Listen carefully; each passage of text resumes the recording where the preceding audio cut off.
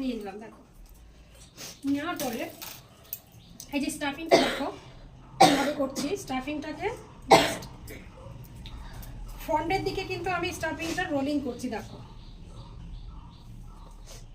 ঠিক আছে। এইভাবে করে স্টাফিংটাকে আমি এখানে বসিয়ে দেবো।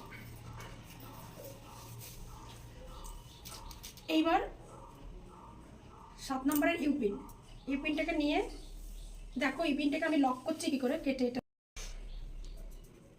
এই দেখো টাইট হয়ে গেছে, মানে চুলে দিয়ে। হ্যাঁ হ্যাঁ, ওর যে এখানে যে আমি পলি করেছি সেই পলিটার ভেতরে দিয়ে দিলাম, টাইট হয়ে গেল।